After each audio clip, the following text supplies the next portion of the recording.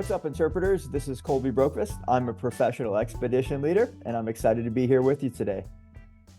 What's up, interpreters? I'm Song, your NAI events and engagement manager, and with me, as always, is What's up, interpreters? I am Executive Director Paul Caputo with NAI. So happy to be here. Colby, thank you for joining us here. This is really fun. You are an expedition leader. You are the author of a book called The Professional Guide's Handbook. Tell us, just to start us off here, what's an expedition leader? What do you do? Yeah, right. So, there's a lot of types of interpretive guides out there, or just guides in general. And expedition leading is a little different in that we're with people for long periods of time, days to sometimes weeks on end. And we're not only in charge of delivering interpretation, but we do a lot of group management and leadership and, all the operational planning and logistics and all the things that go into managing big trips for long periods of time. On that, when you have a group like that for a long time, what is the role of interpretation on those days long trips that you take?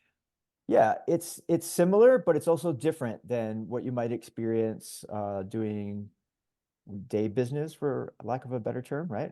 Being with people for a few hours or even a full day, and then that's the last time you see them. So we have the ability to kind of have a slow rollout for some of the things that we're talking about, right? And especially when we think about a lot of the trips that I do are conservation based, where we're a bit mission driven, and that we want to expose people to a lot of ideas and deeper their understandings of a place, and hopes that they might choose to support those places in one way or another.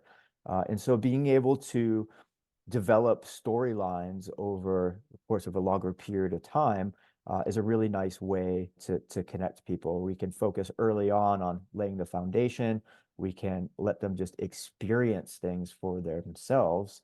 And then as the trip goes on, we can develop sort of deeper, more impactful storylines that really resonate with them personally. so you're saying this is a little bit different than the Hitchhiker's Guide to the Galaxy. A little Come bit on, different. you're invoking my favorite book song this early in the podcast. We do like I, to wear robes around some of the lounges in the mornings, yeah, though. awesome. Yeah, your resume is pretty impressive, Colby. Sam Ham, one of our favorite persons, introduced us to you, and we are thrilled that you're here on our podcast. Tell me a little bit about the conservation messaging that you do. I mean, there's a lot of our members work in nature centers and zoos and aquariums, and there's a lot of conservation messaging everywhere on signage, in their programs. What are some of the ways in which you can improve conservation messaging? That's excellent. Yeah. I think there's two things. I think one is sometimes we are so excited about conveying these messages and trying to, incite enthusiasm for conservation programs, that we start sort of beating that drum too early. And it's great for, of course, our guests to see our passion and understand why we're there, and what makes interpreters or leaders of these trips special. But they may not have the same personal connection to those places or those things or ideas yet. And so, sort of pacing ourselves can be a little tricky, I think, for interpreters that are new to conservation messaging, right? At the end of the day, we're not trying to convince people of our ideas or our beliefs or our values. We're trying to put out ideas that they can then think about and process through their own lens and determine if those conservation efforts are worth supporting themselves. And so, yeah, that's kind of the first thing, is just throwing down the brakes. And then secondly, one of my approaches, again, expedition leading, but it plays into even short trips, and in various ways you can find these techniques of developing a sense of place. Because sometimes as interpreters, we want to be talking to people the whole time, and we want to be interpreting what they're seeing, but sometimes just letting things be is more important for people, and facilitating connections to local people, letting them, take pictures. We start going into techniques that are helping people develop a sense of place through their own experience. So things like asking provocative questions or putting a provocative idea out for them to think about, getting them to use their five senses, asking them questions about, reflection of the moments. What does it mean to you to be here right now? What are you thinking? These things are really important, and getting them to really connect on a personal level rather than just delivering a message to them that we're hoping that they subscribe to. They come to really feel deeply for these places, and then we're planting the seeds of, oh, hey, there's a way that this special place that you've come to love, can be supported. And so that longer rollout in both those two ways, I think, is really important for conservation messaging. When you're leading expeditions, you may end up with a different kind of visitor, right? Like you've got the adventure seeker who's coming there looking for 3 days in a canyon or whatever, that sort of thing. Do you find that over the course of multiple days with the same visitors, their receptiveness to conservation messaging changes? Do they become more open to it as you have conversations with them, or do you just get people who sometimes are just like, hey, I just want to paddle the inflatable raft through the Grand Canyon and that's all I want to do? Yeah, I mean, you're of course going to get a spectrum of people in adventure travel. Most of the people that are joining the trips that I lead for the particular companies that I work for, we have a culture where people really love nature and wildlife. And so they're hoping to hear about some of the things that revolve around that, right? Management issues, challenges, for conservation, whatever it might be, in addition to some of these activities. But we're always going to get people that are more or less interested, and that's okay, right? Our goal isn't to try to convince everybody to do these things that we believe in and create a little army. That would be nice. It's a great sort of idealistic goal for us to have in mind. But at the end of the day, we're opening doors for those people and creating opportunities for the people that want to become interested. Now, what's special about adventure travel and doing these long trips is that people really immerse themselves in these places. And so we have a bit of an edge over some other interpretive programs, and that we have the ability to sort of parse out the activities and some of these deeper conversations about conservation, or even just to develop deeper understandings about these places. And I can give an example of that. So down in Antarctica, one of the issues that we're calling attention to is the developing of marine protected areas on the Antarctic Peninsula.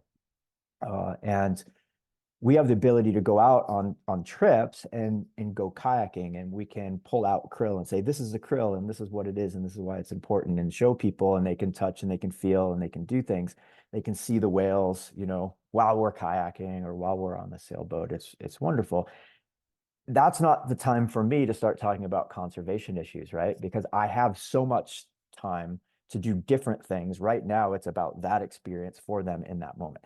And that really speaks to the adventurous attitude of the people that are on the trips. They want to be there. They want to be present. They're doing the things. They want to burn off some energy paddling, and there's all these things of interest around them.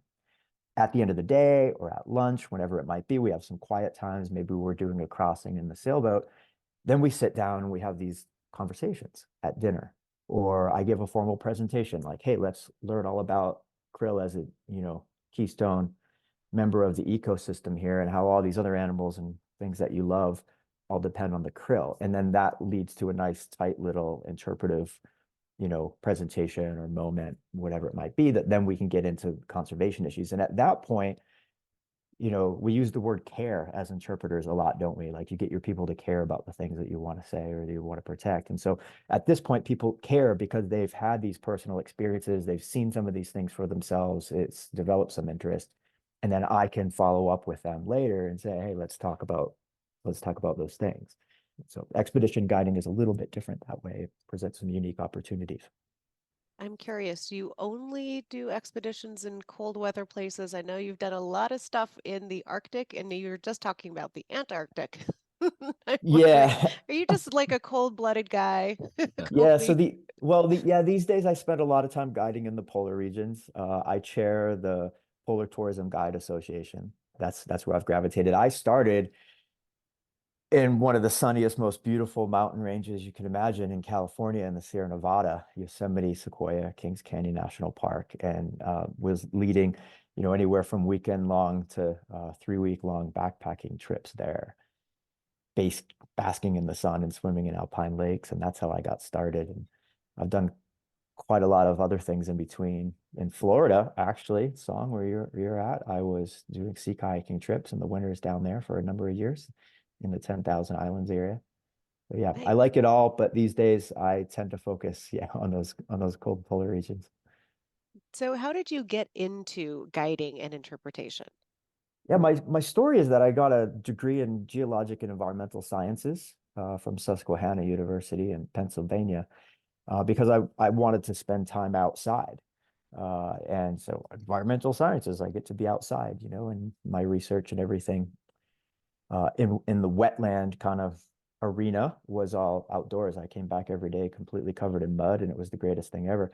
Once I graduated and I got into the workforce, I realized that really what I'm doing is I'm working on construction sites.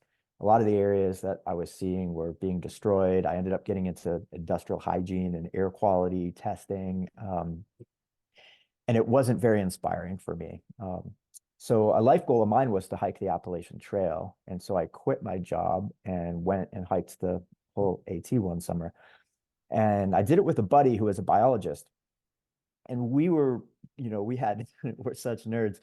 We had plant books. We were collecting plants and learning all the local plants and making salads at night. People are, you don't have a lot of food in your backpack, and then we're making fresh salads, right? And the people got to know us as the nature guys. And when they had questions about the flowers or what's the difference between the national park and the national forest that we're walking through, like we became the guys that people would ask. And that was a lot of fun for me. And at one point around a campfire, there was a guy that was like, yeah, man, this is a lot of fun for us. We're learning so much and we feel fortunate being with you. You should do this for a living. I'm like, what are you talking about? And to me, like guiding was, oh, I'm going to take people down a river or, up a mountain that, don't have the capacity to do it on their own, and like that type of guiding.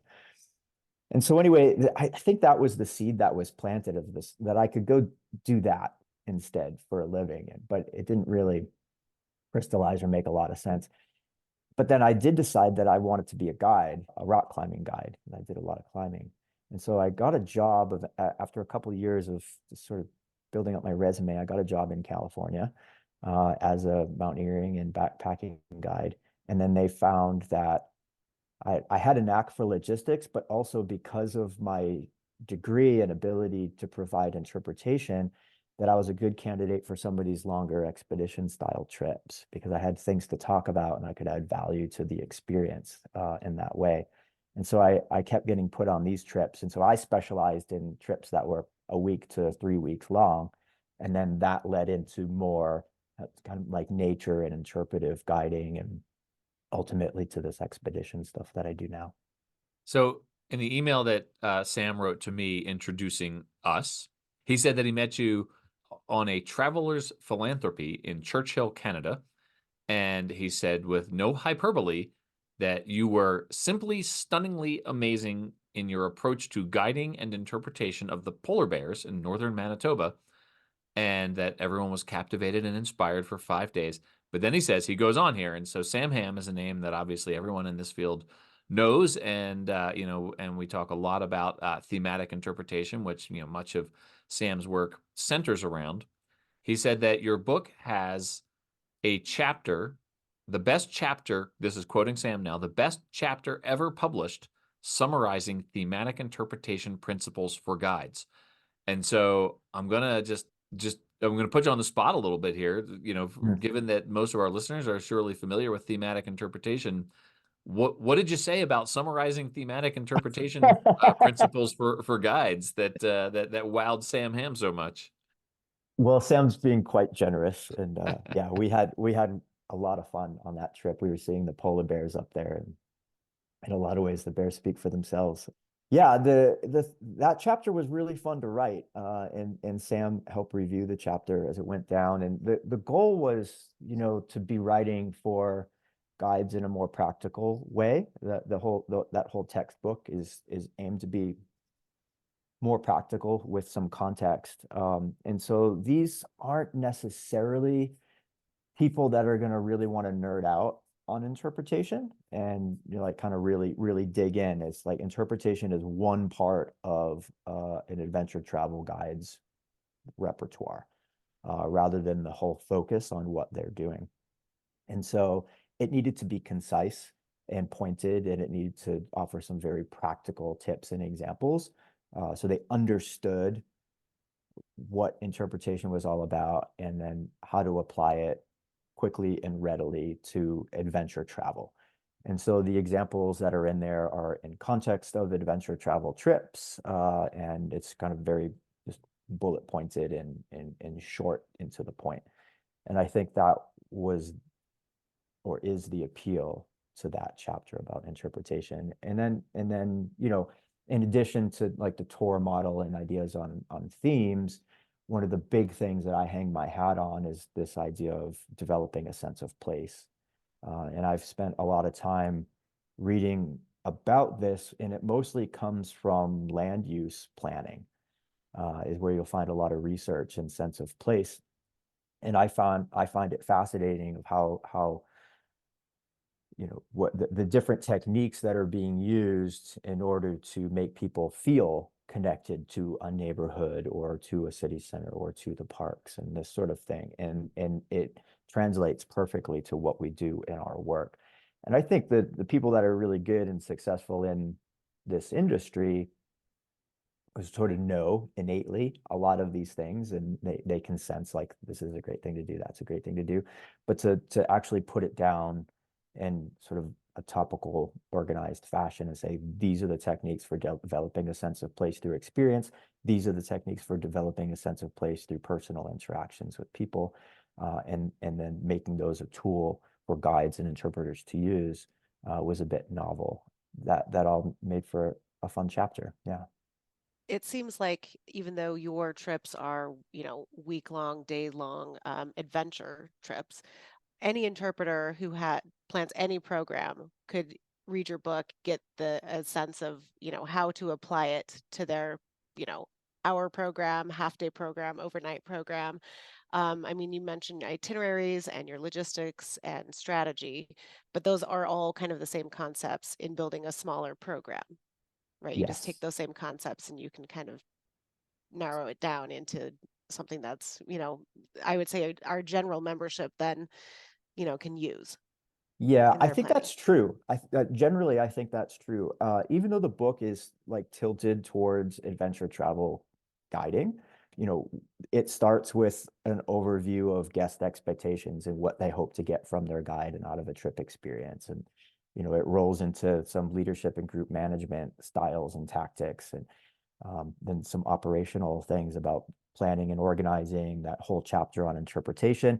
And then there's some risk management and decision making. And I think we all, as interpreters, anybody that's taking groups out anywhere, can benefit from all of those. And, the ideas of interpretation pop up all over the place, right? Is when we're thinking about guest expectations, we're also thinking about relevancy and enjoyment and, being organized and, moving through seamlessly, the itineraries that we're executing. And so a lot of these ideas that we're used to thinking about as interpreters are really just themes for great guiding.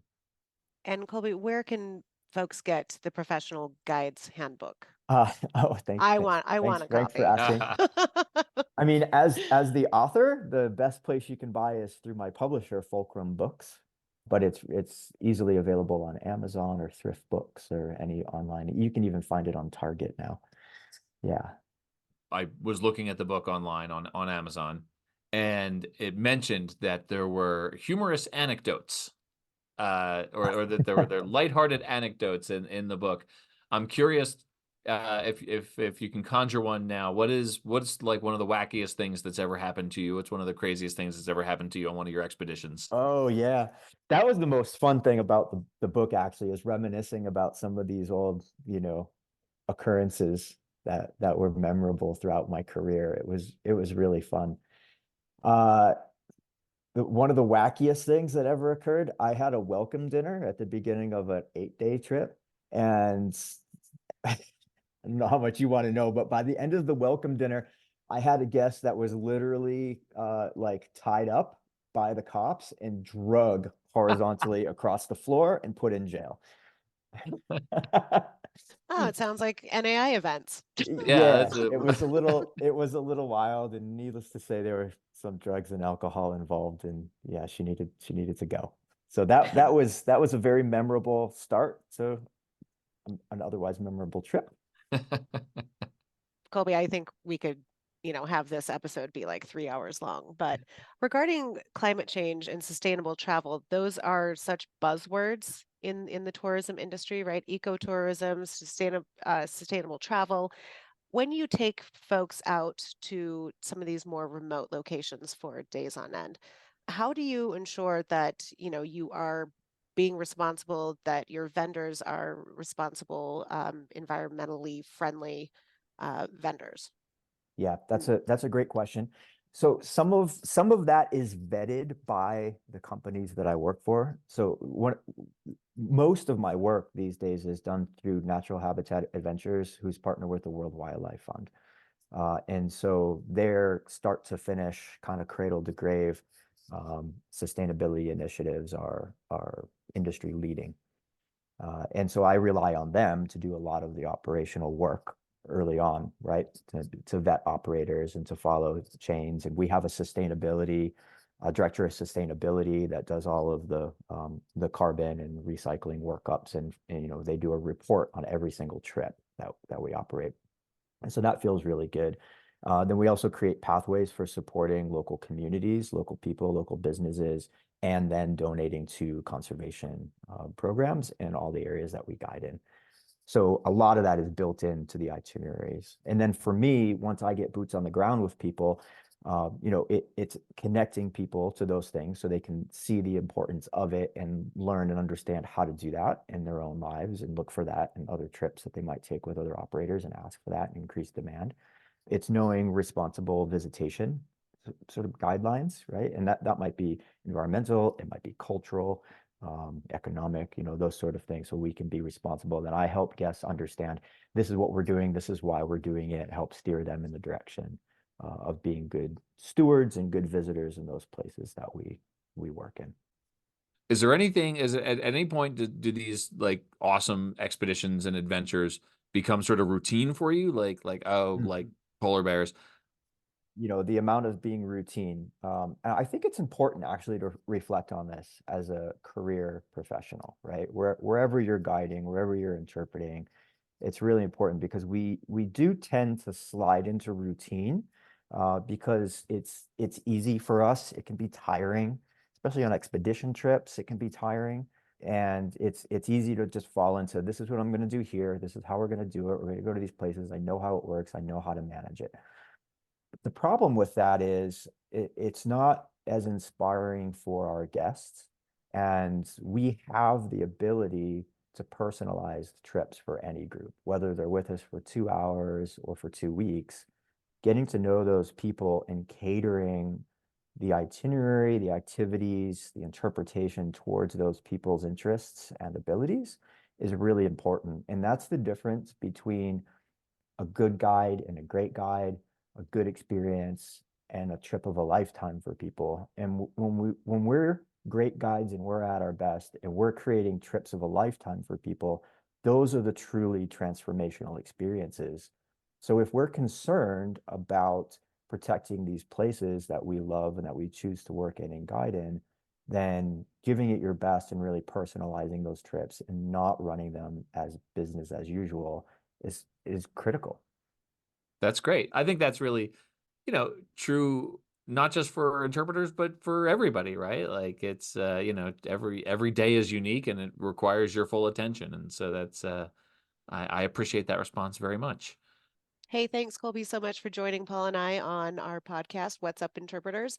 I'm curious, what is your next trip coming Oh, up? yeah.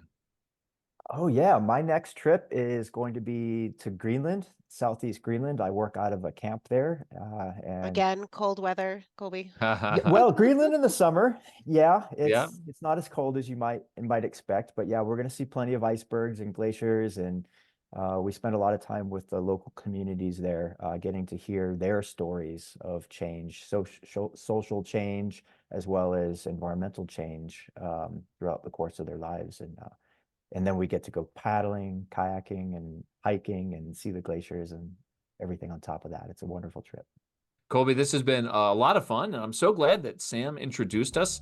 Hope to be in touch with you in the future and to check out your book, and maybe we'll see you at an NAI conference someday in the not too distant future. And And interpreters, interpreters, that's what's That's what's up. up.